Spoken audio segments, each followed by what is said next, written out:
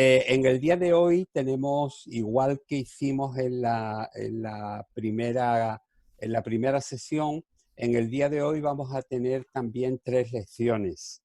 La primera se llama Nuestra Biblia, cómo nos llegó. La segunda se llama El concepto de revelación. Y la tercera se llama Cómo se produjo la inspiración sobre los escritores bíblicos. El tema es que de las 3 lecciones tengo 2 PowerPoints que quiero que veáis porque son los más interesantes, son los que corresponden a la lección 1 y a la lección 3. Quiere decir esto que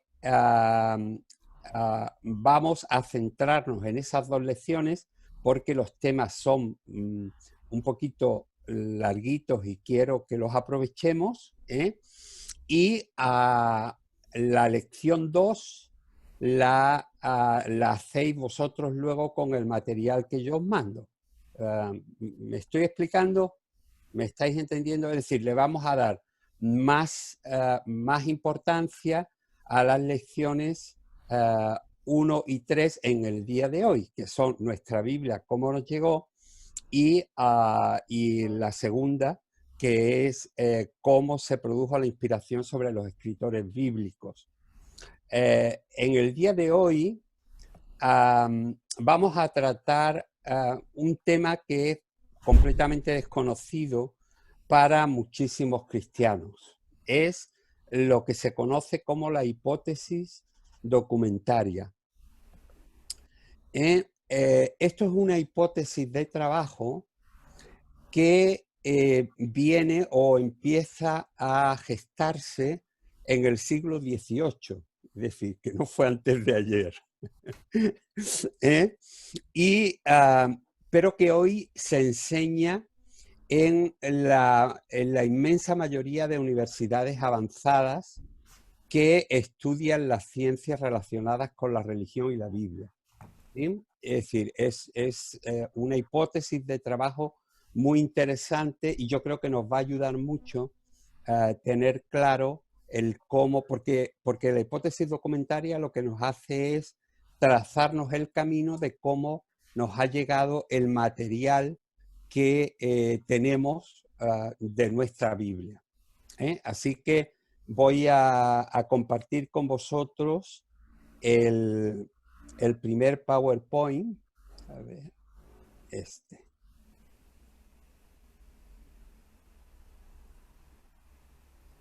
Y lo vamos a ir viendo. El material de lo que hay aquí prácticamente es el material que vais a tener en la lección.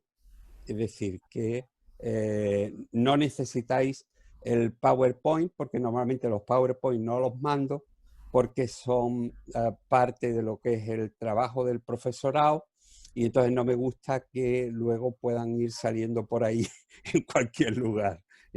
Pero para vosotros esto lo tenéis en primicia. Así que vamos a empezar a ver. El tema es Nuestra Biblia, cómo nos llegó, y es un acercamiento al texto bíblico. Lo primero que tenemos que saber es que la Biblia que hoy leemos los cristianos no nos ha caído del cielo encuadernada en piel negra y con los cantos dorados, al estilo del lienzo que Pedro vio descender del cielo en casa de Simón el curtidor. ¿Os acordáis? Aquel lienzo que bajaba. Bueno, mucha gente piensa que la Biblia que tenemos es que ha caído igual. Es decir, que ha llegado así, ¿no? La Biblia que hoy tenemos está dividida en 2 partes bien diferenciadas, llamada el Antiguo y el Nuevo Testamento, siendo por tanto un registro escrito. No nos olvidemos nunca que nuestra Biblia, por encima de todo, es un registro escrito. El Antiguo Testamento está escrito en hebreo con pequeñas inclusiones de caldeo y arameo, y el Nuevo Testamento está escrito en griego con pequeñas inclusiones de arameo. Para el acercamiento al texto bíblico que vamos a hacer hoy, donde nos centraremos en el texto del Pentateuco, es muy importante entender cómo nos ha llegado el texto de estos primeros 5 libros del Antiguo Testamento. Y aquí es muy importante entender que para poder llegar a comprender cómo nos ha llegado esto, tenemos que echar mano de lo que se llama la antropología antigua y la etnografía de los pueblos semitas. La antropología y la etnografía estudian la cultura, las formas, las razones, el comportamiento de los distintos pueblos. Y por eso mismo podemos saber hoy cómo se fue desarrollando el proceso de la escritura que hoy tenemos. Y entonces lo vamos a ver, creo que muy claramente aquí. Antes que se pusiera por escrito el texto que contiene el Pentateuco, las historias se transmitían oralmente de padres a hijos y eran repetidas por los más ancianos de las tribus en las reuniones de la comunidad alrededor del fuego. Así, los pueblos conservaban sus tradiciones y se guardaba una memoria colectiva de cómo se había llegado hasta ese momento. Es muy importante que entendamos que los pueblos antiguamente iban acumulando una memoria colectiva, digamos, a través de todas las historias que contaban los viejos del lugar, los viejos de la tribu. El pueblo hebreo, que era un colectivo eminentemente nómada, también fue transmitiendo oralmente a sus descendientes sus tradiciones y la forma de entender la vida y la existencia, lo que se conoce como la cosmovisión de un pueblo. Esto es muy interesante que aprendamos esta palabra que veis aquí, la cosmovisión. La cosmovisión es el entendimiento de todo lo que conforma la vida del ser humano, es decir, su relación con Dios, el pecado, el trato con los demás, la vida, toda una serie de causas de la propia vida. Y esa cosmovisión se iba formando antiguamente cuando la gente, después de haber guardado los rebaños y haber cenado, se sentaban alrededor del fuego para escuchar atentamente lo que los ancianos querían transmitirles. Pero ahí ya había un grupo de gente que eran conscientes a su vez que ellos serían los responsables de conservar esas cosmovisiones para las futuras generaciones. Es decir, los jóvenes que estaban escuchando eso ya sabían, iban captando que eso era lo que ellos tendrían que contarle a sus descendientes. Entonces, es muy importante que entendamos esto. La mayoría de los estudiosos de la Biblia coincide en que con el paso del tiempo y conforme el pueblo hebreo fue teniendo sus propios santuarios, aquellas historias antiguas conservadas primero por tradición oral se fueron poniendo por escrito y conservándose en dichos santuarios hasta el tiempo en que llegaron a formar parte del texto del Pentateuco que tenemos hoy. Es decir, que fijaos, lo primero fue la tradición oral, primero fue lo hablado y después vino lo escrito. Esa parte es muy importante que la tengamos bien clara. Casi con toda seguridad, los tres principales santuarios hebreos en los que se conservaron estos documentos escritos fueron los siguientes. Silo, el principal durante la época de los jueces, que estaba situado en el territorio de Efraín. Gilgal, que estaba en el territorio de Benjamín, al este de la ciudad de Jericó. Y Betel, que fue el principal de todos, situado en el territorio de Judá, bastante cerca de Jerusalén. De esta manera, es decir, durante esta época, los sacerdotes de esos santuarios fueron los guardianes de todas las tradiciones antiguas, es decir, las tradiciones orales que se habían puesto por escrito tímidamente en principio, no ordenadamente, sino tímidamente en principio, fueron los guardianes de esas tradiciones orales, en principio, pero puestas ya por escrito. Al final del reinado de David, o principios del de Salomón, el siglo X antes de Cristo, en el reino de Judá, es muy importante que recordemos que después de Salomón se divide todo lo que era el Estado de Israel, se divide en dos reinos. Uno con 10 tribus, que se queda en la zona norte de Palestina, y otro con 2 tribus, concretamente Judá y Simeón, que se quedan en la zona sur.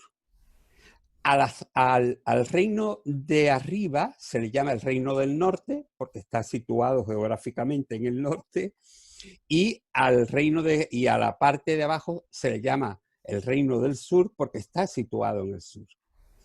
Pero además al reino del norte se le llama a partir de ahí Israel, se queda con el nombre de Israel, y tiene como capital la ciudad de Samaria, y el reino del sur se le llama Judá y tiene como capital Jerusalén.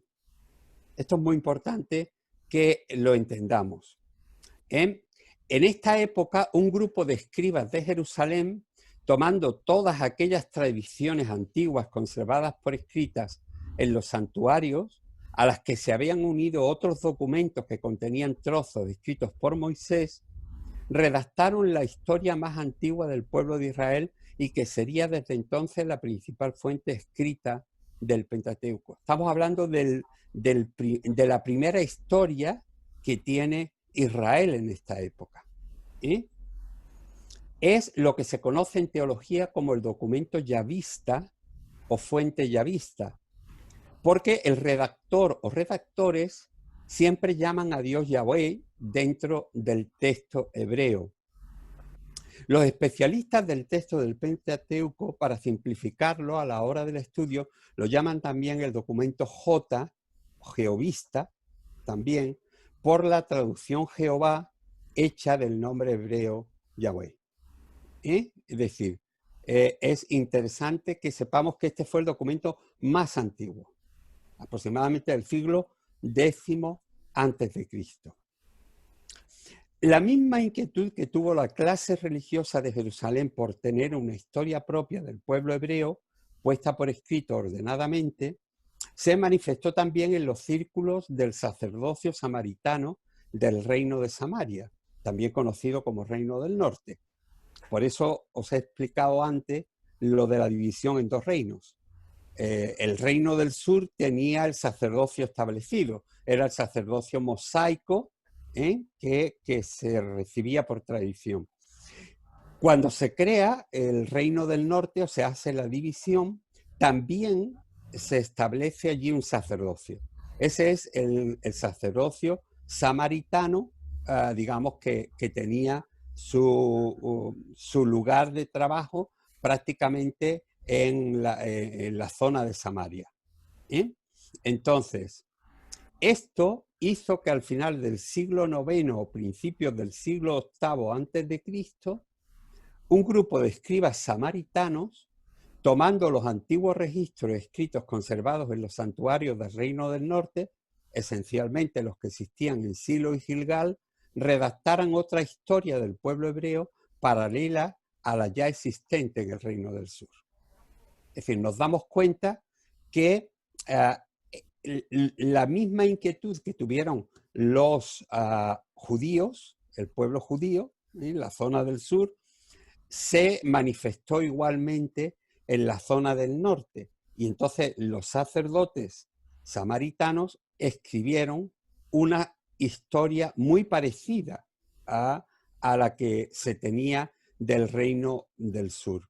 Esta historia es conocida en teología como el documento eloísta o fuente eloísta, porque el redactor o redactores del mismo en el texto bíblico llaman siempre a Dios Elohim, nombrándolo los estudiosos para simplificar con la letra E.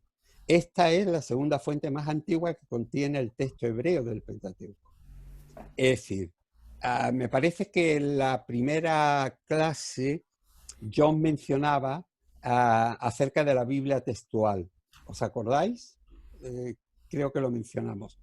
Bueno, si uno coge la Biblia textual, se va a dar cuenta que, como está traducida textualmente del hebreo, cuando empiezas a leer Génesis, empieza a llamar a Dios al principio Jehová, a continuación Yahvé, y va cambiando continuamente de uno a otro. Y hay otras partes en las cuales se le llama Jehová Yahvé. Eso es un indicativo de que se van cambiando o se van mezclando los distintos documentos. Pero esto lo veremos un poquito más adelante y lo entenderemos un poquito mejor.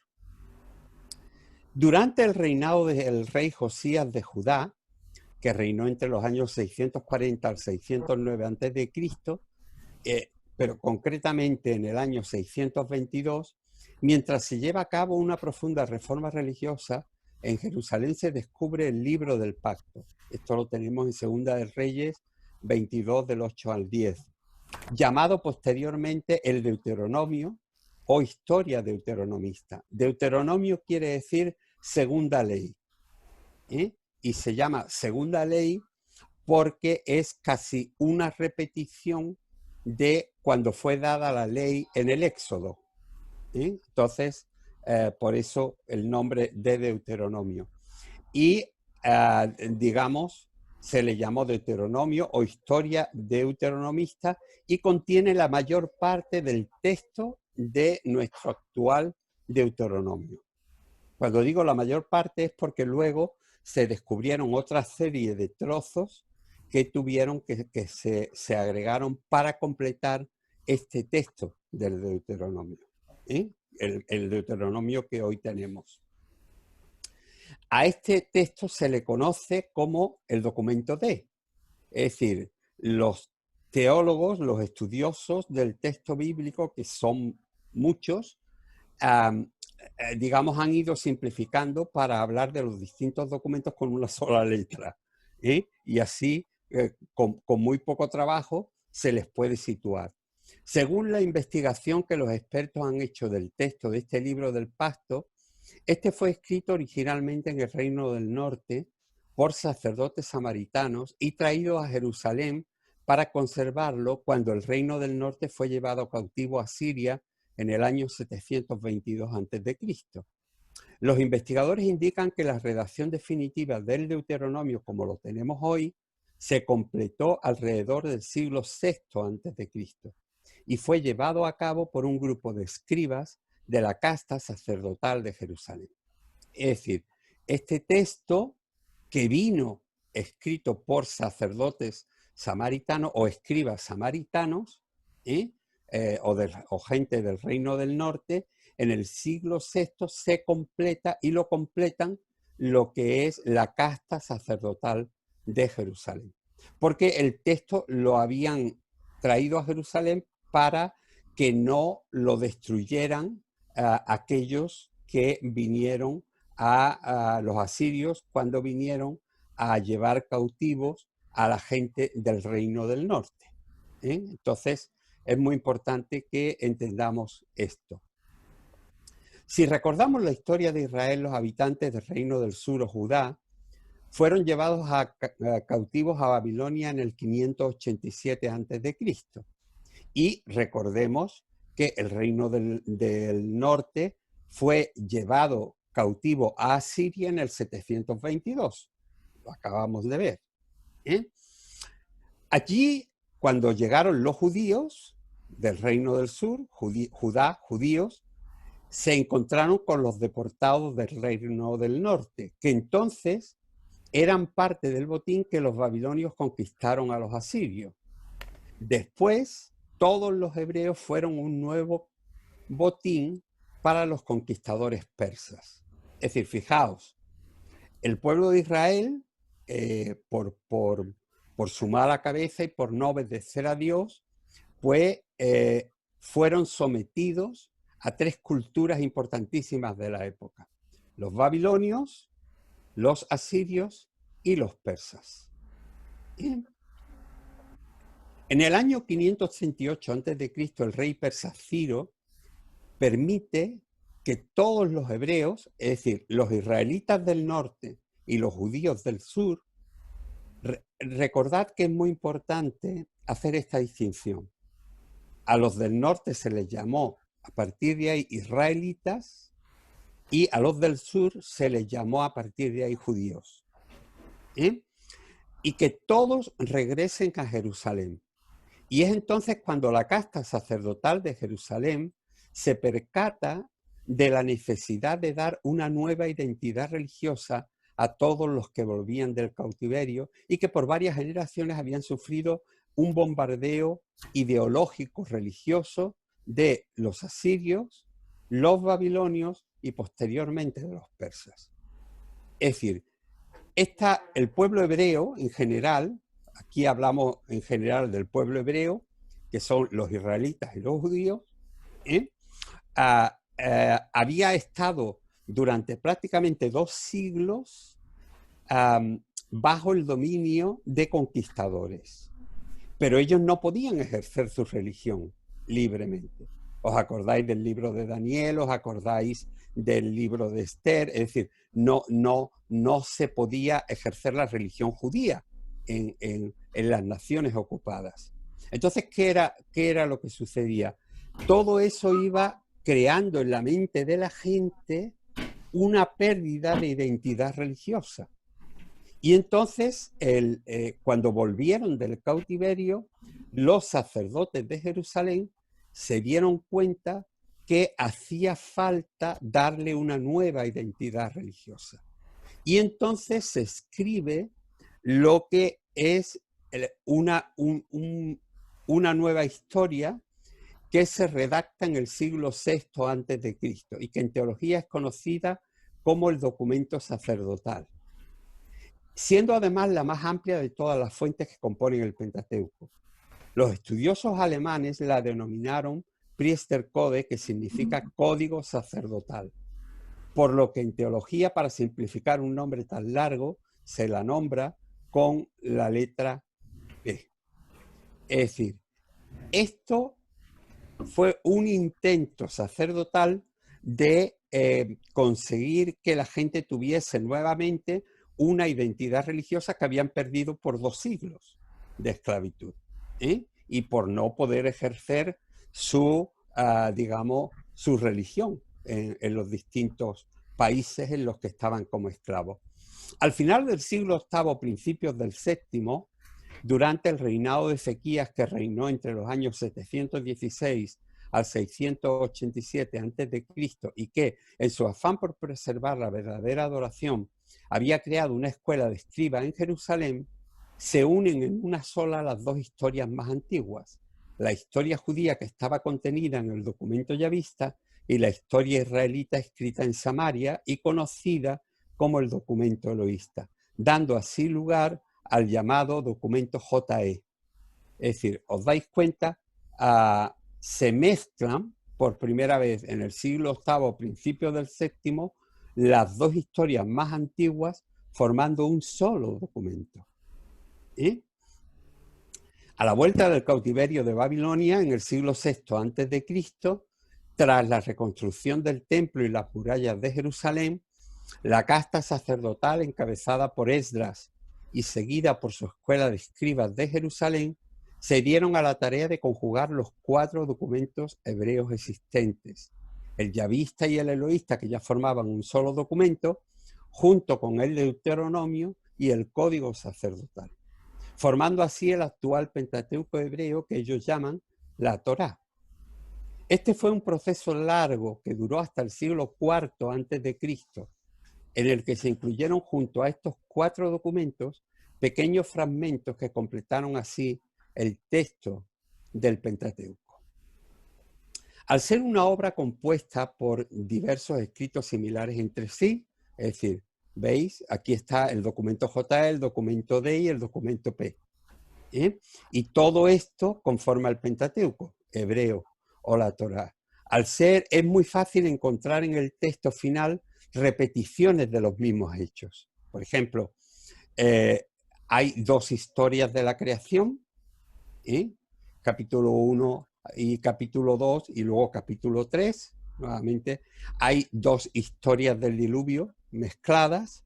Hay una serie de repeticiones Por ejemplo, el caso de Abraham y de Isaac, cuando declaran que su mujer es su hermana. ¿Os acordáis de ese pasaje en el que ellos declaran, no es mi mujer, es mi hermana, para protegerse ellos? Bueno, todo eso se repite 3 veces, es decir, y eso nos demuestra que no es que, digamos, se plantease la misma cosa a todo el mundo, sino que se están uniendo 3 historias iguales o 2 historias iguales. ¿Sí? Entonces, aunque los judíos que son literalistas creen que todo el Pentateuco fue escrito por Moisés, dada la cantidad de anacronismos existentes en el texto, es una postura muy difícil de sostener hoy en día frente a los expertos. Os explico brevemente en lo que consiste el concepto este de un anacronismo. Un anacronismo es un dato registrado por el escritor fuera de la fecha en que vivieron los personajes de los que está hablando, lo que indica que esos datos ya son conocidos para el escritor cuando está escribiendo el texto. Vamos a poner un ejemplo y lo vamos a entender fácilmente. Por ejemplo, en el Pentateuco se menciona a los filisteos, ¿vale? Ahora,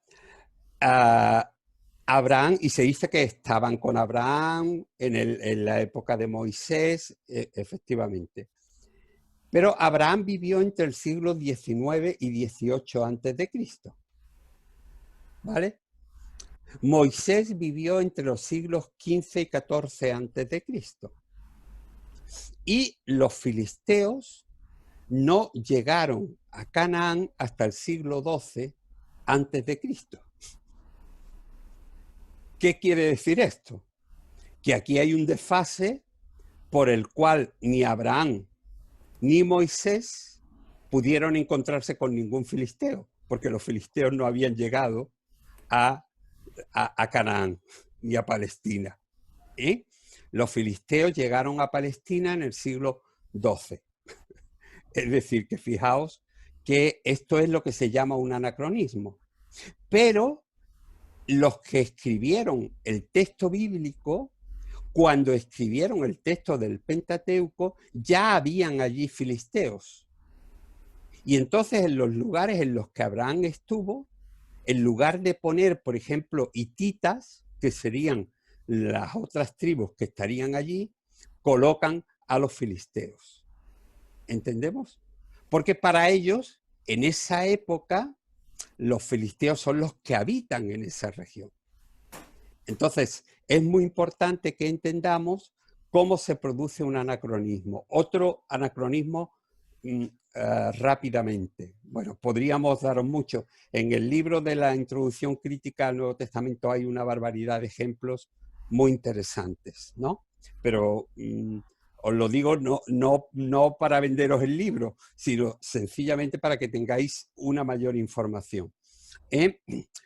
Fijaos, por ejemplo, en Génesis capítulo 4 ya se menciona, digamos, a gente que eran especialistas en lo que era el uso del hierro y del bronce.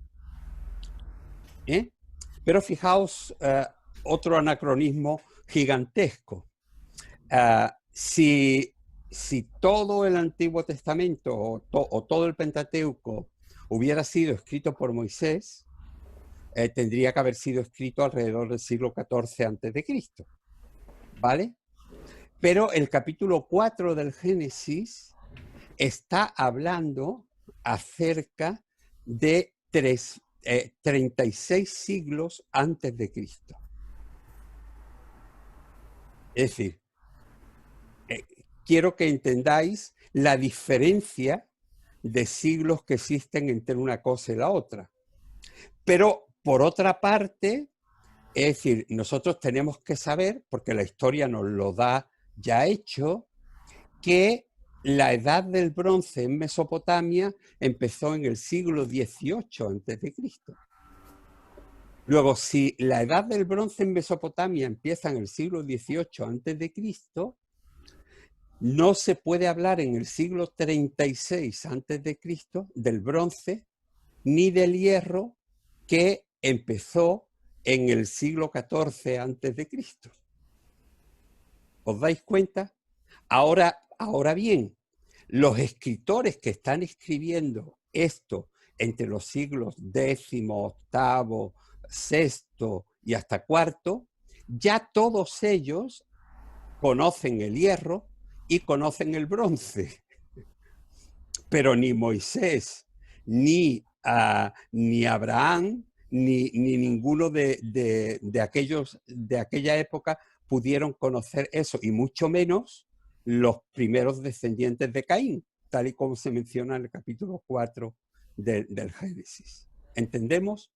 Es decir, estos son realidades históricas y esto se estudia hoy en lo que son, digamos, las mejores universidades de estudios de las ciencias religiosas. ¿Eh? Y es muy importante que, porque nosotros muchas veces somos demasiado infantiles a la hora de interpretar las escrituras. Y nos quedamos mucho en lo superficial.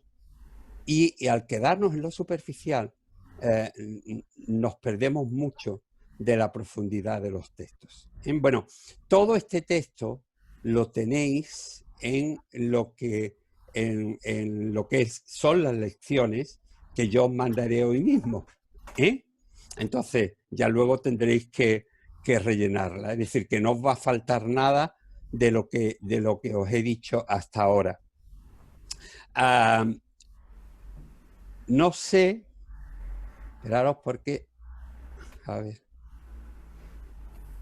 no sé si algo de lo que hemos hablado, aunque sé que es mucha información, pero no os ha quedado suficientemente claro y queréis hacer una pregunta antes de que pasemos al tema de la inspiración.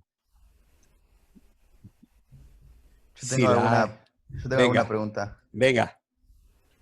Los documentos, bueno, el Shavista y el Eloísta, Sí.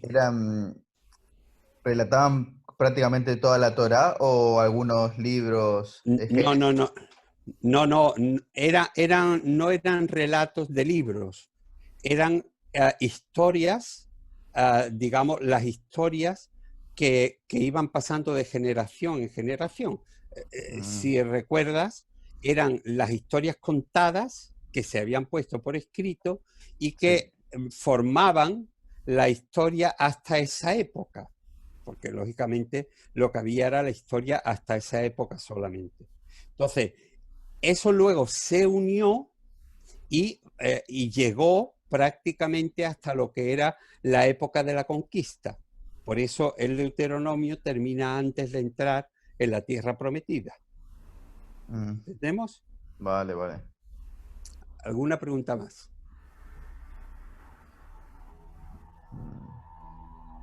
O si queréis, seguimos Sí, está claro. avanzando con el siguiente tema. ¿Vanessa, hay alguna pregunta que tú tengas? No. Está. Oscar, venga. A mí, por ejemplo, ¿y estos textos es posible, digamos, que existan por separado actualmente o solamente es una inferencia de que fue de esa manera? Es una hipótesis de trabajo teniendo en cuenta que en el texto hebreo que tenemos hoy se mezclan tres formas distintas de escritura de distintas épocas. Y además, es decir, se mezclan nombres distintos. Es decir, tú, por ejemplo, en la Biblia textual, que yo la uso mucho, pues pasas de una hoja a la otra y ya te cambia el nombre de Dios. ¿Entendemos? Te habla o de Yahvé o te habla de Elohim. Y entonces, y vuelves otra vez al otro nombre. ¿Por qué? Porque están entremezclados entre sí los documentos. Y hay un estudio muy amplio, muy profundo, que yo incluyo en el material que os he mencionado, en el cual se puede ver dónde empieza y dónde acaba cada uno de esos documentos. Eso ya hoy es una investigación muy amplia, muy completa, digamos que está muy avanzada. Y yo lo que quisiera era, digamos, abriros la mente a otra forma de entender el texto que tenemos hoy en día. Que el texto que tenemos hoy en día no nos llegó así caído del cielo, sino que ha sido un proceso muy largo, muy complejo. Bueno, vamos a pasar al siguiente, porque el siguiente es un poquito más largo y entonces necesito el tiempo. Ya luego os dejo también que hagáis algunas preguntas, ¿vale?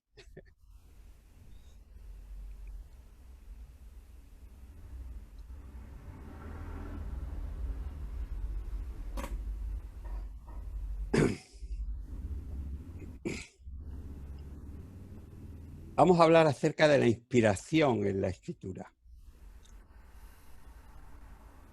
Lo primero que tenemos que aprender es que en la Biblia el término inspirado solamente aparece una vez. Y este término se encuentra en lo que es el texto de 2 de Timoteo 3:16, donde se dice: toda la escritura es inspirada por Dios. El término griego es theopneustos, inspirado por Dios, y es útil para la enseñanza, para la reprensión, para la corrección, para la instrucción en justicia. El concepto es este: algo soplado de Dios, algo soplado por Dios, el aliento de Dios sobre algo. Y quiero decir algo interesante, porque nosotros cuando leemos este texto lo solemos aplicar a toda la Biblia. El texto de 2 de Timoteo 3:16. Eso es una mala utilización, porque el texto estaba referido solamente a lo que en la antigüedad se conocía como la ley y los profetas, puesto que el Nuevo Testamento no estaba escrito todavía. ¿Entendemos? Entonces, tú no puedes llamar a la escritura a lo que todavía no está escrito, evidentemente, ¿no? Entonces, cuando, aunque por extensión se habla y se utiliza el texto para todo, yo creo que es importante que conozcamos que cuando aquí se estaba hablando de la escritura y estaba hablando el apóstol Pablo, Pablo estaba hablando acerca de lo que era la escritura, que era la ley y los profetas. ¿Sí? Entonces esto es muy importante. Hay un segundo término, que es el término feromenoi, que contiene la idea de inspiración, aunque no emplea el término theopneustos, y dice que era lo que guiaba o lo que llevaba a los profetas a hablar por la palabra de Dios. Y dice: porque jamás fue traída la profecía por voluntad humana. Al contrario, los hombres hablaron de parte de Dios, siendo llevados, y aquí el verbo que se emplea es feromenoi, por el Espíritu Santo. El concepto que se da es este: es el de ser impulsado por el viento como una barca, es decir, ser guiado, ser llevado. Ese es el concepto de inspiración. Vamos a hablar acerca de 3 cosas importantes en la inspiración: la forma, el medio y el resultado. Y yo creo que nos va a ayudar a entender esto. Lo primero, vamos a ver lo que no es la inspiración.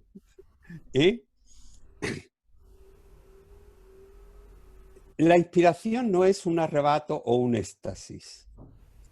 Si os dais cuenta, por esto que se ve aquí y por este que se ve aquí, este es Juan y esta es la Nueva Jerusalén. Es decir, es un cuadro antiguo en el cual se decía que el ángel le estaba dando una visión o un éxtasis, un arrebato a Juan, ¿no? Y existe una idea más o menos extendida que define la inspiración divina como un arrebato espiritual por el cual la persona inspirada pierde la noción del tiempo y el espacio y como resultado de una experiencia mística escribe lo que ha recibido durante la misma. Este es el concepto de los místicos. Santa Teresa de Jesús, de la que se dice que escribió sus moradas en esta forma. El libro de las moradas es un libro casi como un apocalipsis, para que no tengamos un poquillo la idea, ¿no? Y San Juan de la Cruz, etcétera. Y creo que sin darnos cuenta este concepto ha encontrado cabida en la mente de muchos cristianos. Pero la inspiración no es un arrebato o un éxtasis. Ahora estamos viendo lo que no es. Ya luego veremos lo que es. Algunos piensan que el apóstol Juan escribió el Apocalipsis en un arrebato o en un éxtasis, como hemos visto antes en el cuadro con el pintor. Sin embargo, si nos damos cuenta, en Apocalipsis 1:19, al principio del libro, se le dice a Juan, escribe las cosas que has visto, las que son y las que han de ser después de esta. Es decir, si a una persona se le está dando una orden de que escriba, está claro que está consciente, sabe lo que tiene que escribir y se le dice además lo que tiene que escribir. Entonces, no es un arrebato o un éxtasis.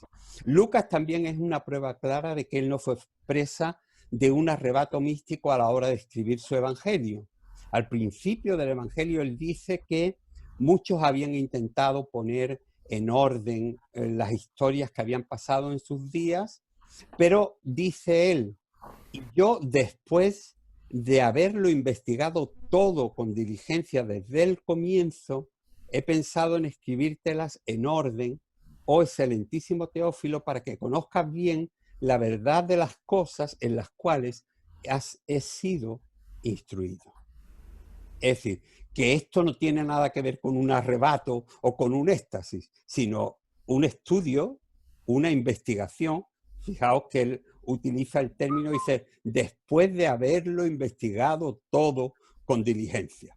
Es decir, que arrebato y éxtasis, la inspiración no viene por ahí. Ahora veremos mucho mejor de lo que estamos hablando. Tampoco es un dictado automático. Sin entrar a valorarlo, porque no es el momento ni el lugar, en el mundo espiritista se da lo que se llama la escritura automática o dictado automático.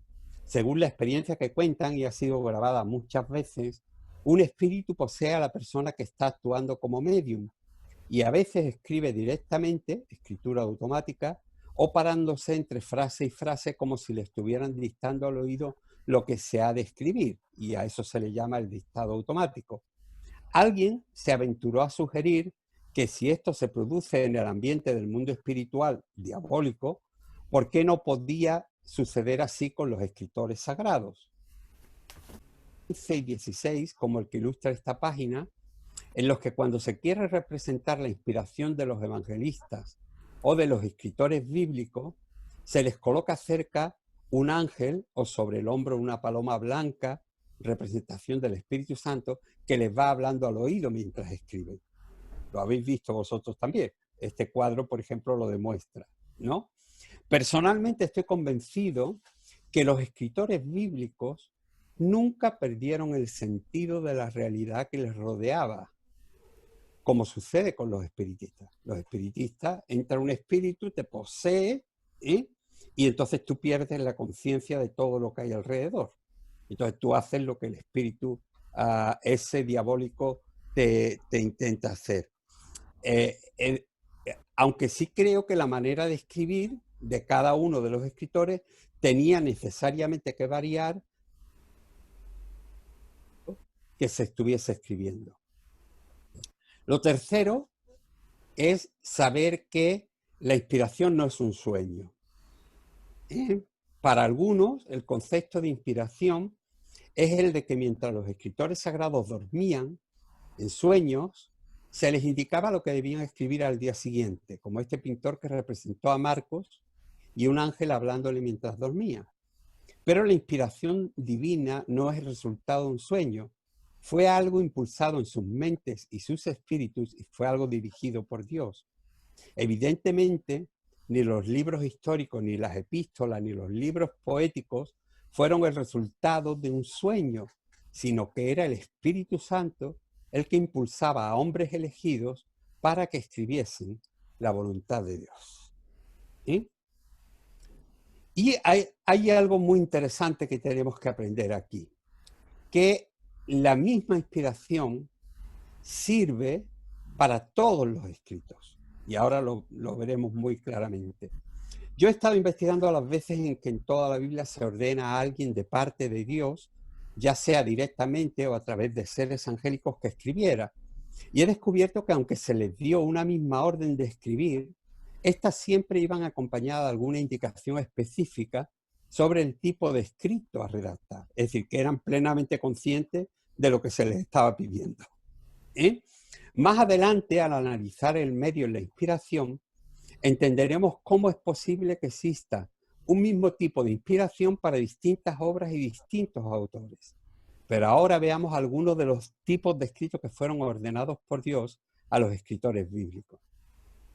Según la Biblia dice, hubieron libros sobre la ley y el pacto, libros de memorias o recordatorios, libros de contenido profético, libros de visiones, libros de testimonio histórico, libros de contenido teológico.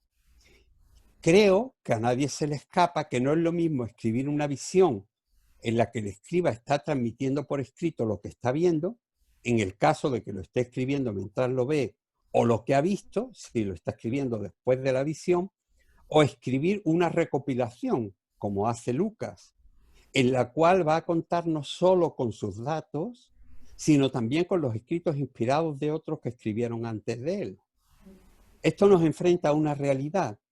La inspiración es común a todos los escritores bíblicos, independientemente del tipo de escrito que cada uno de ellos haya realizado.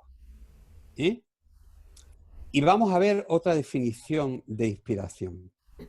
Así pues, sabiendo que en todos los escritores la inspiración es igual, porque el inspirador, que es Dios, es el mismo, pasemos a definir lo que yo considero que es la inspiración. Entendiendo que el concepto de inspiración en su sentido original más estricto quiere decir soplado de Dios o impulsado por Dios, me parece que podemos definir la inspiración como el impulso de Dios sobre una persona para transmitir por escrito o verbalmente lo que Dios desea.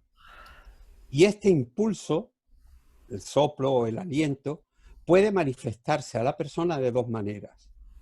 Audible, cuando el escritor recibe la orden divina explícita, escribe, o interna, cuando el escritor siente el deseo de parte del Señor de transmitir a través de su escrito lo que Dios le está indicando como útil para la iglesia o el mundo en relación con las verdades de Dios.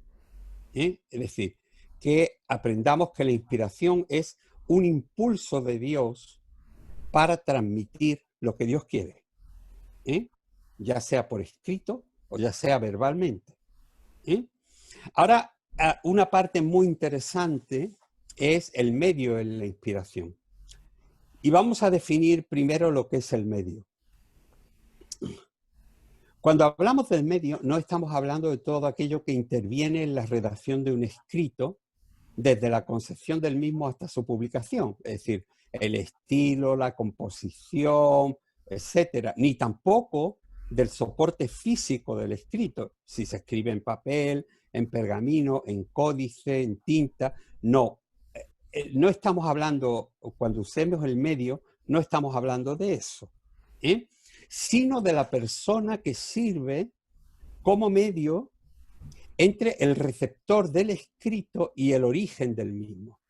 En otras palabras, al hablar del medio en la inspiración, estaremos hablando del escritor como medio escogido de Dios para el desarrollo de esa inspiración.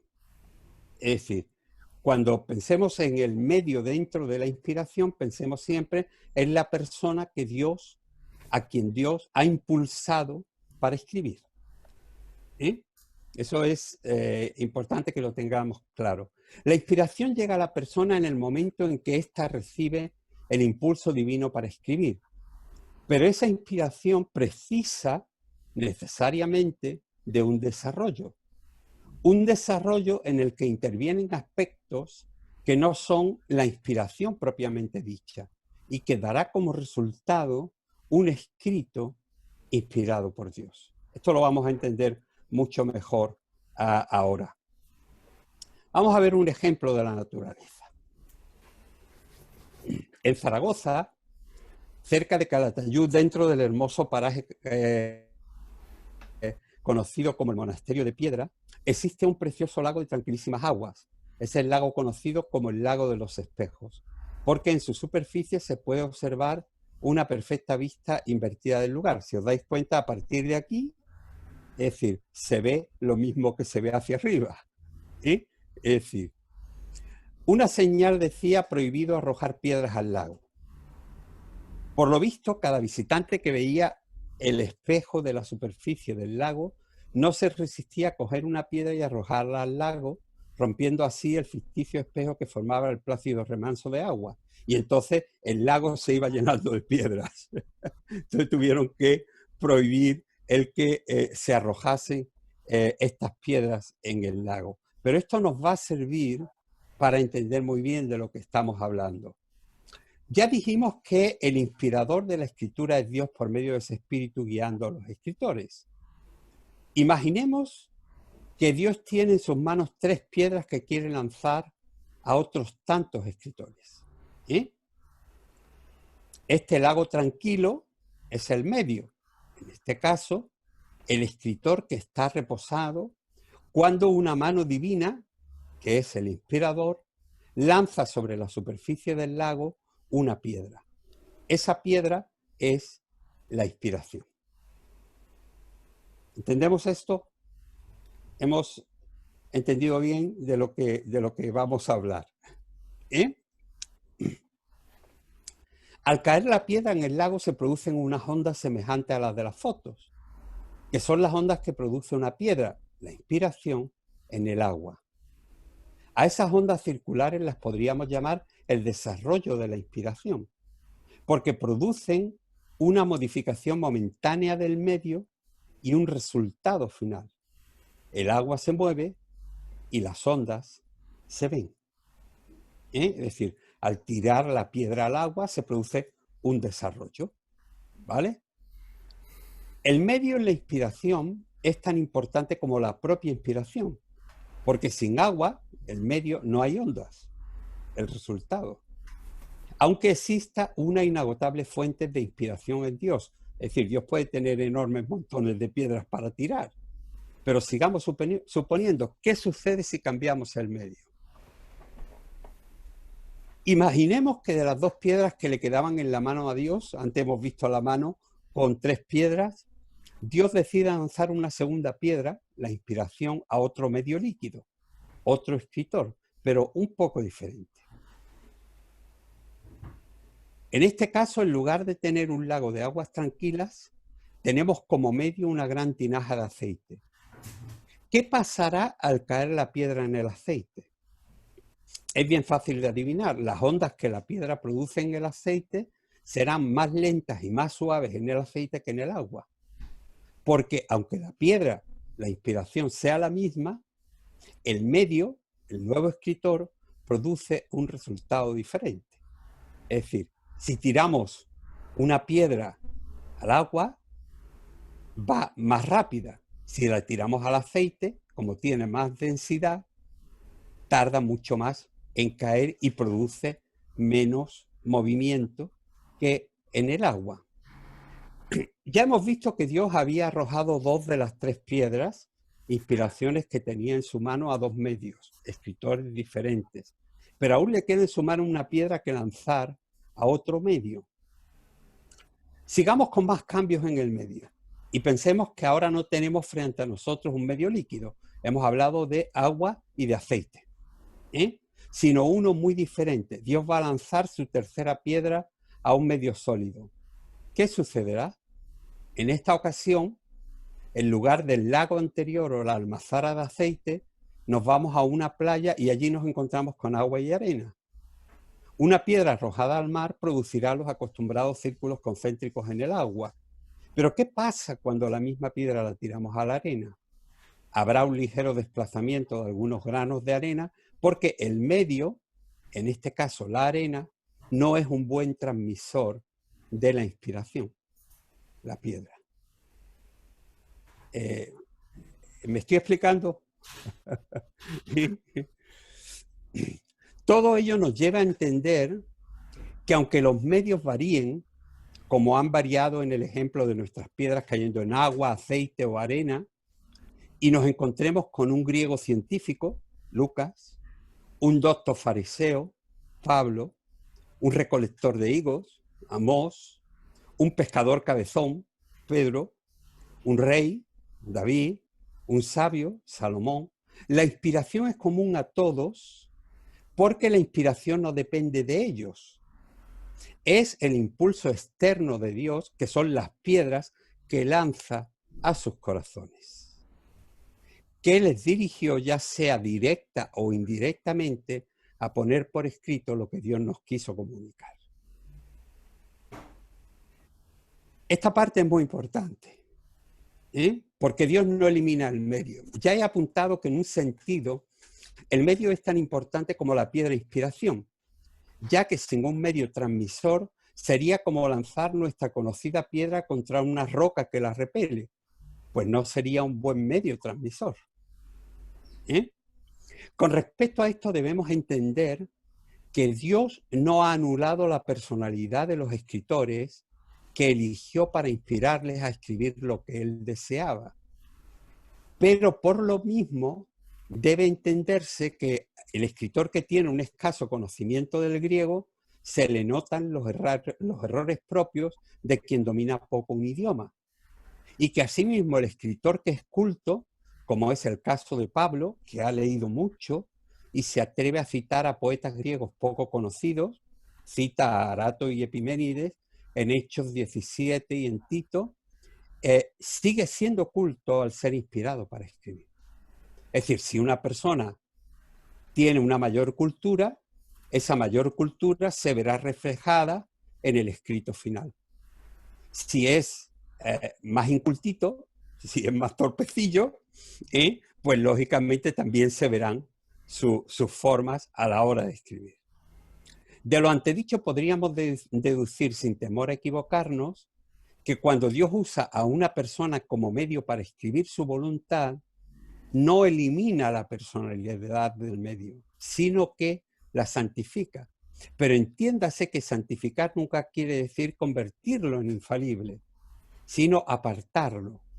Ese es el sentido exacto del vocablo santificar para la misión que lo ha llamado, pero conservando al mismo tiempo las capacidades y la personalidad del medio, que dejará por tanto su impronta en el escrito, que será el resultado final del proceso. Cuando nos encontremos con imprecisiones en la Biblia, nunca se las podremos achacar a Dios, porque Dios no se equivoca. Esto es importante que lo entendamos. Fijaos, la Alianza Evangélica en su declaración doctrinal dice, muy sabiamente, que cree en la divina inspiración de las Sagradas Escrituras y que éstas, en sus idiomas originales, contienen la palabra de Dios. Con esta declaración, la Alianza Evangélica salva de entrada 2 de los 3 medios de transmisión que más imprecisiones contienen con respecto a la Biblia, las copias y las traducciones.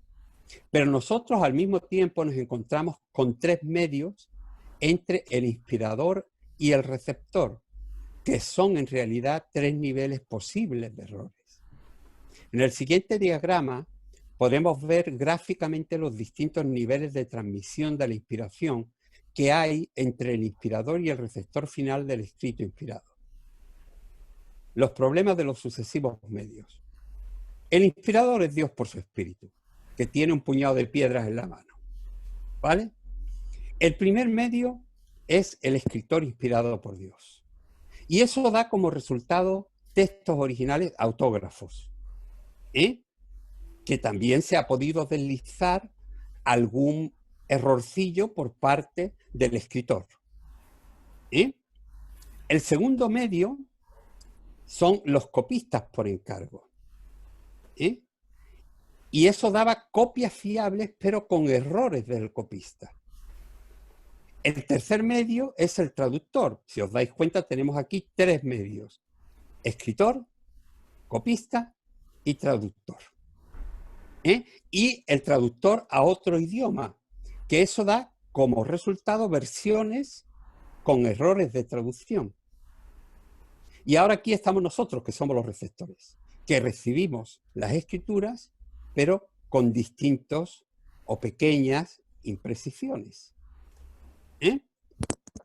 Desarrollando el anterior diagrama, nos damos cuenta que entre el inspirador, que es Dios, y el receptor final, el lector, que somos nosotros, hay tres pasos intermedios que se corresponden con otros tantos medios: el escritor, el copista y el traductor. ¿Vale? Reconociendo que no disponemos de los escritos autógrafos de los libros de la Biblia y que lo que tenemos son copias, aquí aparece el segundo medio, el copista. Las copias se hacían por encargo, pues eran caras, y los copistas las realizaban como parte de su trabajo habitual, es decir, desprovistos de cualquier inspiración divina. Tú encargabas que te hicieran una copia del libro de Isaías o una copia de la carta de Pablo, pero el copista estaba haciendo su trabajo como si estuviera escribiendo una receta, digamos, médica. Es decir, para él no había nada de inspiración divina ahí. El copista era un encargado, era alguien contratado para hacer algo. Había copistas más cultos y otros menos. Unos eran más cuidadosos y otros más descuidados, lo que al final repercutía en el resultado de la copia. Pero además, algunos copistas incluían glosas marginales, que eran notas en los márgenes, que a veces se quedaban ya en el texto de la copia, exponiendo sus propias creencias, como el copista montanista del siglo III del final largo de Marcos. En el final largo de Marcos hay una parte desde el versículo 9 que yo lo he podido ver personalmente porque se encuentra en la Biblioteca Bodleian en Oxford, y lo he podido ver personalmente, y hay una nota marginal en la que se dice: este texto a partir de aquí lo escribió un discípulo montanista. Entonces, es muy, los montanistas creían toda la serie de cosas que se dicen, lo de echarse serpientes entre las manos, lo de beber cicuta para demostrar que eran los verdaderos creyentes. Entonces, toda esa parte del final del Evangelio de Marcos, que los pentecostales solemos utilizar muchas veces como señales, es una parte que no estaba en el texto original de la Biblia. Fijaos, es decir, son cosas que desconocemos, pero que están ahí. Sabiendo que los idiomas en los que fueron escritos los libros del Antiguo y el Nuevo Testamento no son idiomas fáciles de traducir y que además existen pocos especialistas, no nos debe extrañar encontrar más de un error de traducción en las páginas de las Escrituras. Tal es el caso de la Reina Valera del 1569 y del 1960, que contenían gravísimos errores de traducción. Aquí se nos plantea el problema de un tercer medio. El primero, el escritor, tras ser inspirado y desarrollar esa inspiración, es copiado. El segundo medio, los copistas, y luego tiene que ser traducido, momento en que interviene un tercer medio, el traductor.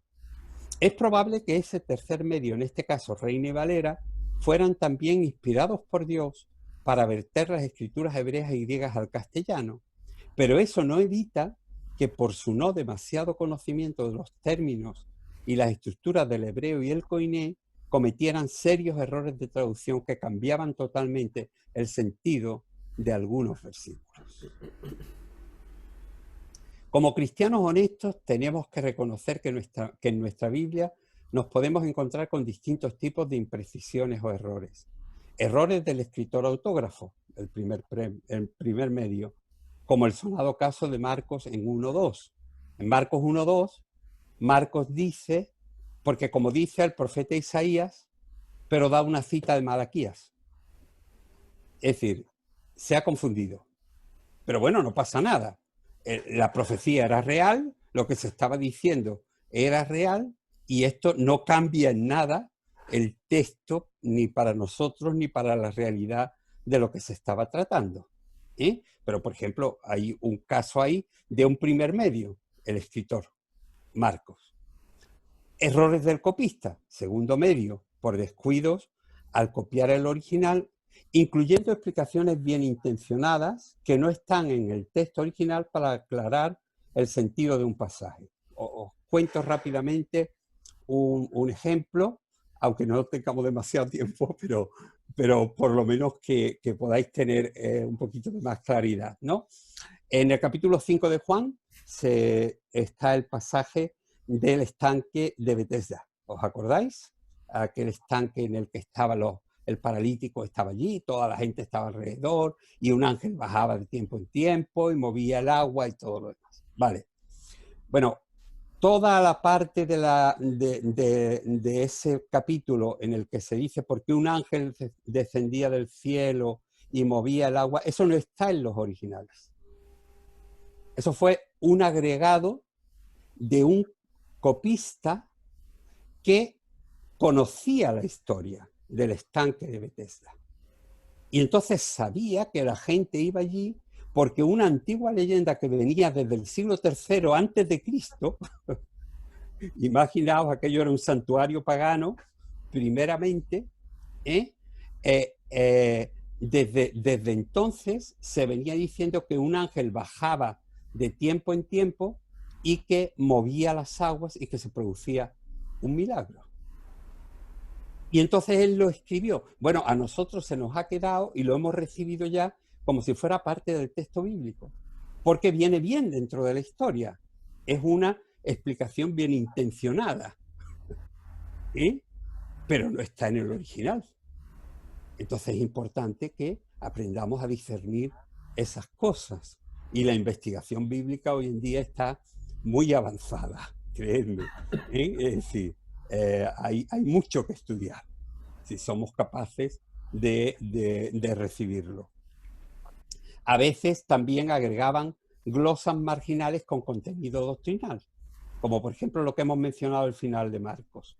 Los montanistas, que entre ellos en los cultos se pasaban serpientes venenosas para comprobar que eran los de la fe verdadera, que bebían cicuta para comprobar que Dios los guardaba y todo lo demás. Es decir, toda esa serie de gente intentan con esos versículos intentar decir que ellos son los verdaderos creyentes.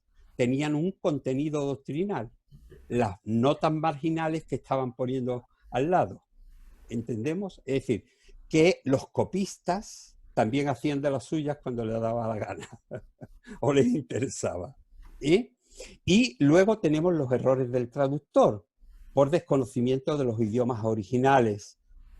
No tenemos tiempo para tratar aquí, pero en el material completo que hay sobre el tema tenemos cantidad de ejemplos de errores de traducción en el original que nos han hecho mal entender una gran cantidad de textos bíblicos. Y es importante que lo entendamos así. Es importante que entendamos que los escritores usaron de su naturalidad. Y pienso que como cristianos equilibrados debemos entender que Dios no solamente no eliminó la personalidad de los escritores bíblicos, el primer medio, sino que además permitió de una manera más que evidente la naturalidad de los mismos a la hora de escribir. Así nos podemos encontrar dentro de nuestros escritos bíblicos con saludos personales, saludos familiares, peticiones prácticas, como cuando Pablo le dice a Timoteo, mira que se acerca el invierno, tráeme el capote que me deje en Troas, que va a venir un frío que pela, ¿no? Más o menos, ¿no? Peticiones prácticas, dedicatorias personales, es decir, todo esto encaja dentro de lo que es la naturalidad de los escritores. Esa capacidad natural que Dios no le ha quitado a los escritores y que saluda a mi prima Pepa, es decir, acordaos de cuando estaba allí que yo os decía, es decir, lo que quiero decir es que había mucha naturalidad en los escritores a la hora de escribir, sin por eso quitarle nada a la inspiración que Dios les había dado, porque Dios les había dicho que escribieran. Lo que pasa es que, junto con lo que Dios les estaba diciendo, ellos empleaban su lenguaje natural, su forma natural. Y entonces, eso nos ha dado como resultado lo que tenemos hoy en día, una cantidad de textos así. Yo creo que Pablo, Juan, Lucas y los demás escritores bíblicos fueron todos inspirados para escribir. Y añado, no solamente para escribir, sino también mientras escribían. Pero no puedo creer que todo lo que se encuentra en sus escritos originales esté inspirado, ya que en ellos se mezcla la naturalidad del medio con la inspiración divina. Es decir, Dios no tenía ningún interés en que nosotros nos enterásemos de quién era la prima o el hermano de fulanito o de menganito o esto o lo otro. Eso era propio del escritor. ¿Entendemos? Pero, es decir, se mezclan dentro de esa naturalidad de los escritores. Por todo ello, yo creo que en los escritos bíblicos se mezclan, y no siempre en proporciones iguales, la inspiración de Dios sobre los escritores para emprender la tarea de escribir. La inspiración durante el escrito, que son los impulsos divinos para escribir profecías o declarar verdades fundamentales y aún una dirección específica en la elección de algunos términos concretos. La naturalidad de los escritores, intercalando aspectos personales en su escrito de la forma más natural. El poco o el mucho conocimiento de la lengua que tuviese el escritor, como el griego cultísimo de Lucas o el conocimiento poético de Pablo. Errores propios de cualquier escritor que se equivoca o confunde nombres, como el de Marcos o el escritor de Crónicas. Fallos de memoria en la transmisión de hechos que pasaron mucho tiempo atrás y que son escritos muchos años después. Interpolaciones aclaratorias bien intencionadas, como la que hemos mencionado del estanque de Bethesda. Interpolaciones de los escribas con contenido doctrinal. El resultado de la inspiración, y yo espero que hayamos captado el concepto de la inspiración a través de las piedras y la penetración en el medio, el resultado pues de la inspiración en los escritores bíblicos no ha podido ser mejor. Nos han sabido transmitir a través de la vida de los personajes bíblicos las enseñanzas de Dios, de Jesús y de sus siervos, y las profundas verdades espirituales contenidas en sus escritos, que en síntesis son la forma correcta de relacionarnos con Dios y un plan perfecto de salvación para el ser humano. Es decir, el resultado es genial. Y tenemos que dar gracias a Dios, porque Él quiso inspirar a una serie de gente para que nos dejaran por escrito a lo largo de siglos en lugares completamente distintos algo que para nosotros es muy importante. De eso ya hablaremos un poquito en la lección del mes que viene, en la cual estaremos viendo un poquito acerca del canon y de cómo nos llegó el canon del Antiguo Testamento, y en la siguiente que veremos el canon del Nuevo Testamento. Pero quiero dejaros algún tiempo para por si tenéis algunas preguntas, porque yo sé que ha sido muchísima información, pero espero que no os haya resultado pesada y que hayáis podido, digamos, descubrir una nueva forma de acercarnos al texto bíblico y no asustarnos cuando nos encontramos con cosas que muchas veces no nos cuadran, que decimos, uy, esto me suena raro, esto no lo entiendo, ¿no? Es decir, puede que nos estemos enfrentando a algo que no sabemos cómo manejar, ¿eh? Y ya digo, la investigación bíblica hoy en día está muy avanzada y los cristianos no nos podemos quedar, digamos, atrás de lo que mucha gente está hoy en día estudiando, ¿eh? Venga, si tenéis alguna pregunta o algo que no os haya quedado suficientemente claro. Una, Bernardo. Sí. Entonces, en conclusión, no toda la escritura está inspirada, ¿no? Hombre, evidentemente la inspiración está sobre los escritores, pero el resultado final que tenemos de las piedras que han caído sobre el medio han tenido en cuenta el medio, y el medio pues ha escrito con sus capacidades.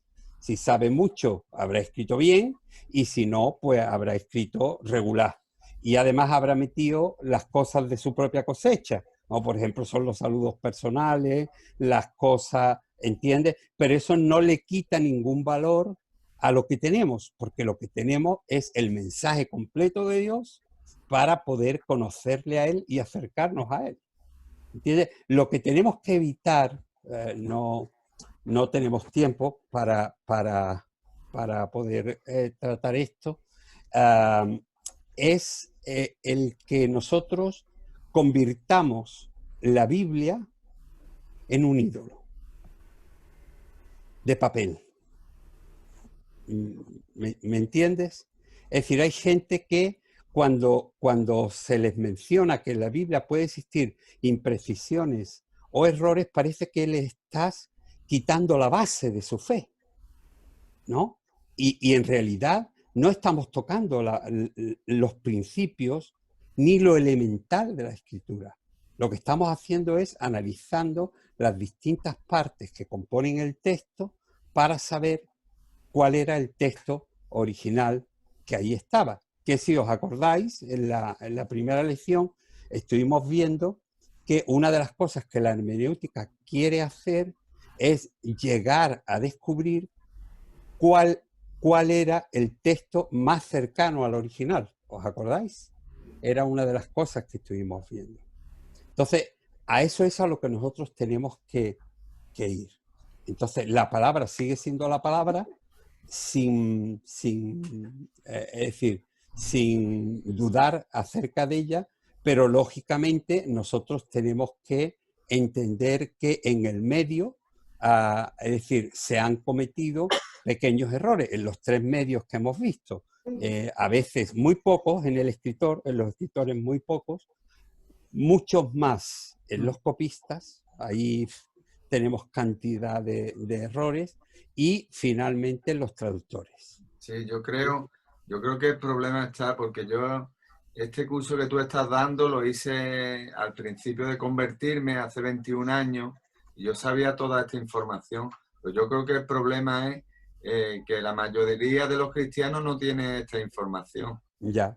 ¿Sabes? Entonces te discuten algo indiscutible e intentas explicárselo, y si no viene a lo mejor una persona como tú que lo explica de esta manera, no llegan a entenderlo.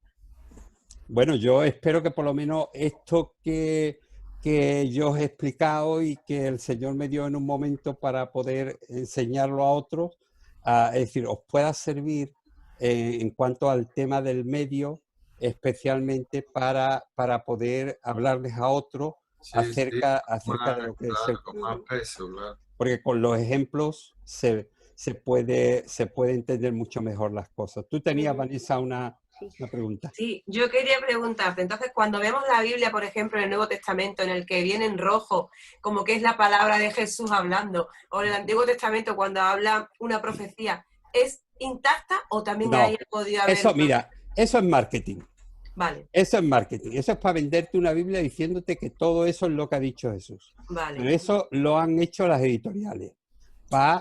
Y lo mismo te hacen con la Biblia de la mujer. Y te ponen todos los textos en los cuales aparece la mujer y te la ponen en color rosita. Es decir, no te fíes de eso nunca. pena, Bernardo, se me ha caído un mito. Pues, pues Qué hija, bueno aprender esto hoy, de verdad. Porque es verdad que te basas en eso y tú dices, "Uy, ahora es como que tengo que sacar de mi mente lo que he creído por años. no, 21 años. pero escúchame, no es oponer nada a nada, Sí, es sencillamente abrir nuestra mente al hecho de descubrir que había muchas cosas que para nosotros eran absolutamente desconocidas. claro. Y si eran desconocidas en nuestra sinceridad y Ujú. sencillez, nosotros hemos sido felices con lo que se nos ha enseñado. Pero hoy en día, es decir, la investigación bíblica y la forma de nuestra sociedad no nos permite. Tú antes, al principio de la iglesia, nadie se cuestionaba nada. Todo lo que el pastor decía era palabra de Dios inalterable y nadie la cuestionaba porque eso era como ir contra Dios, Ujú. ¿no? Hoy en día, a nuestros jóvenes en las universidades, en las escuelas, se les está enseñando que piensen, que discutan, que analicen. Y la iglesia no se puede permitir el lujo de decir, no, es que esto es lo que se ha creído toda la vida, y como se ha creído toda la vida, pues esto es lo que hay que creer. No, hay que darle respuestas a la nueva sociedad, es decir, y respuestas que les convenzan, respuestas que le den respuesta a su realidad. Porque si no, es decir, al final lo que hacemos es que perdemos a las legiones de universitarios que están yendo desde las iglesias porque no les estamos dando una respuesta seria y basada en la escritura de cómo es el texto en el que ellos tienen que confiar. Ujú. ¿Sí? ¿Alguna otra pregunta? Sí, yo.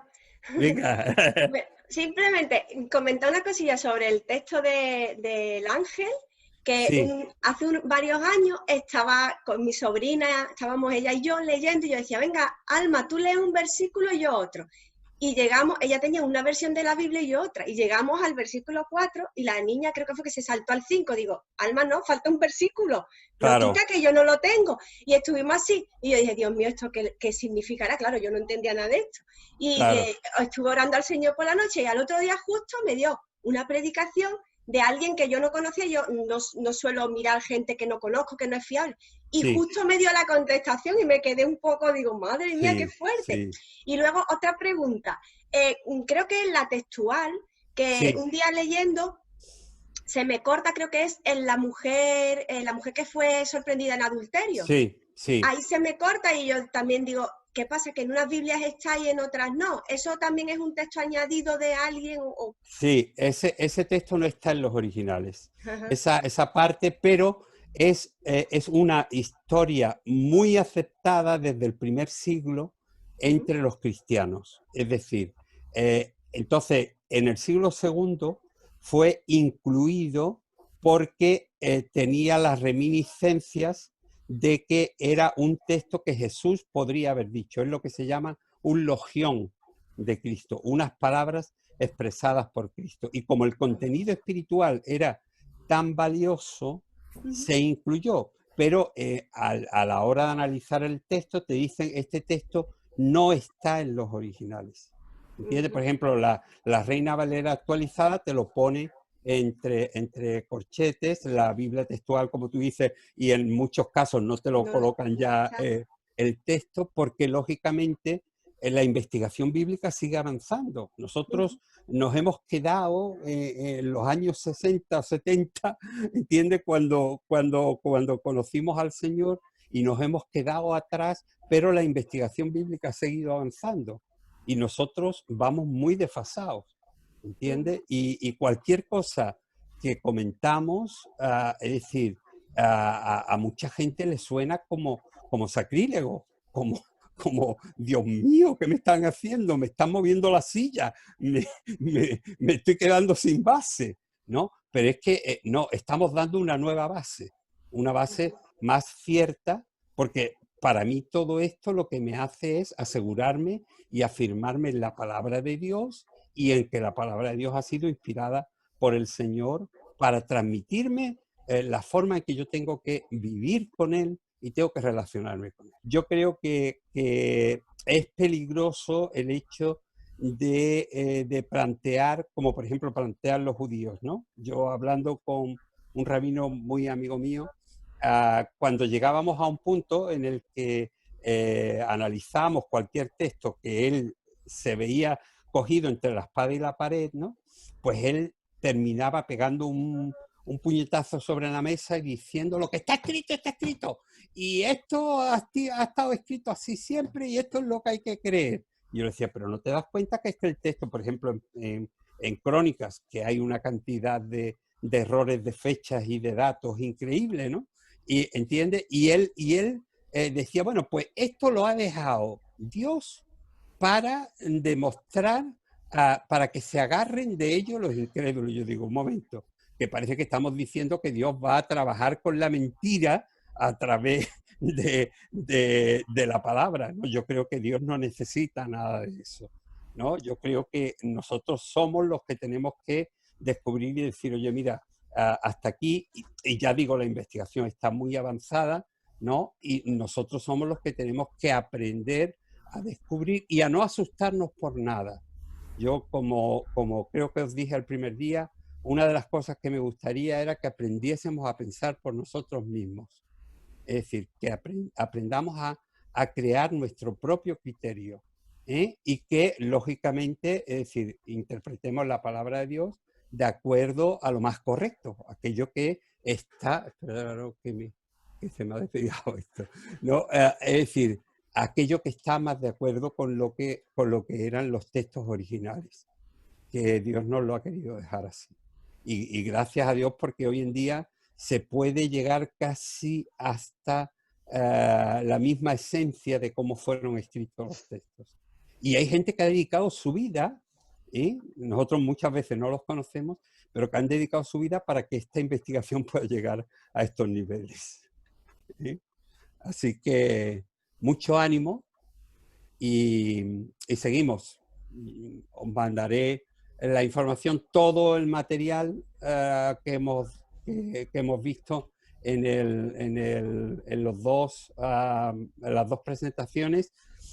Las tenéis en el texto, y también tenéis el tema de la revelación, que no hemos podido tocar demasiado, pero que es bastante sencillito. Son las distintas formas en las que Dios se ha revelado a lo largo del tiempo sobre nosotros, ¿no? Entonces, pero claro, estos dos temas me parecían mucho más interesantes para poder, digamos, entrar un poquito en un camino nuevo, una nueva forma de enfrentarnos a la escritura, que es lo que nos da vida, que es lo que nos lleva a acercarnos a Dios y a relacionarnos con Él y a transmitirles a otros los principios de verdad que tenemos que darles. Así que muchísimo ánimo.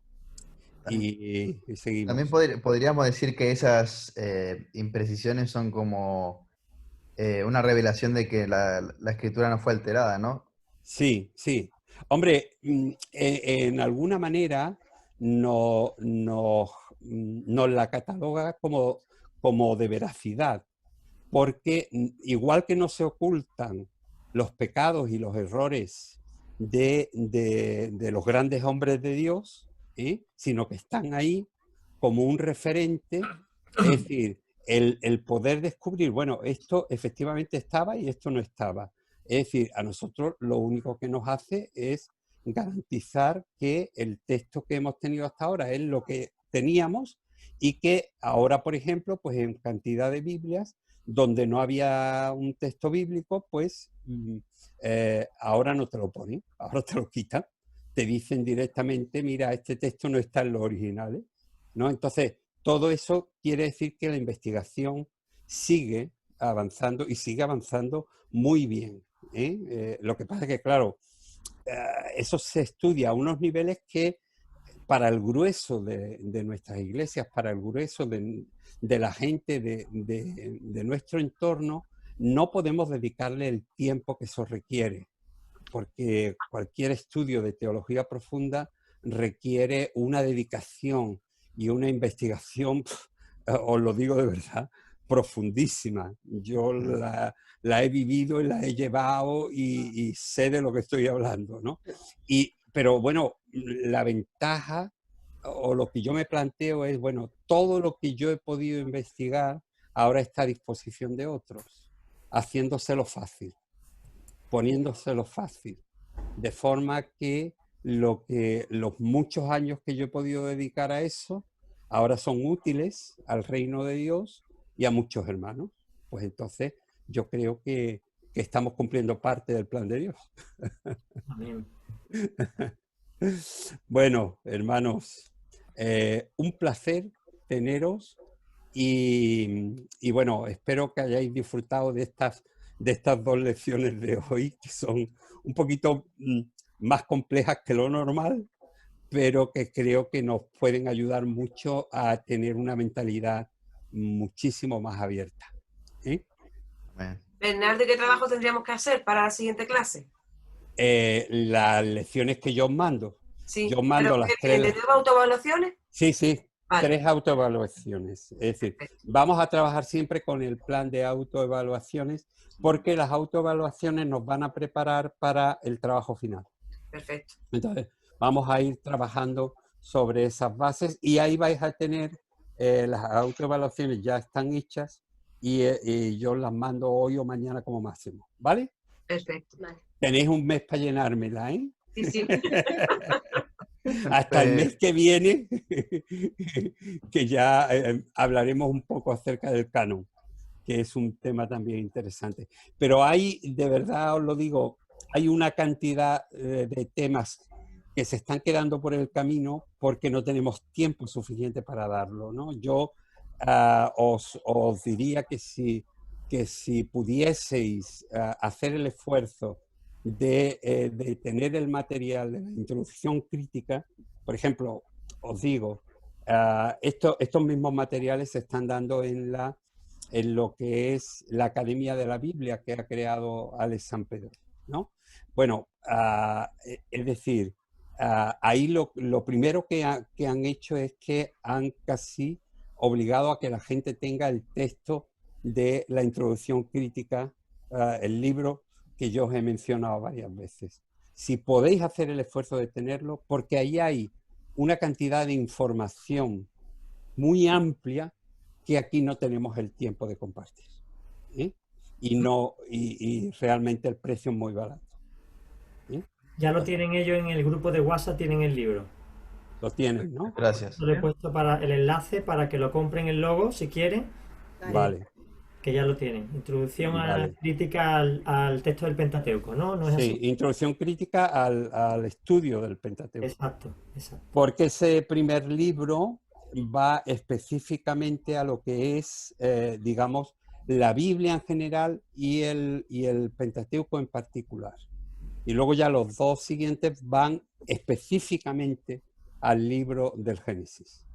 ¿Eh? Entonces, pero ese por lo menos yo os lo recomendaría porque os va a ayudar muchísimo digamos, a rodear todo esto que estamos aprendiendo, que aquí son solamente 2 puntos, 3 puntos, pero, por ejemplo, todo el tema de la revelación, pues ahí está completo.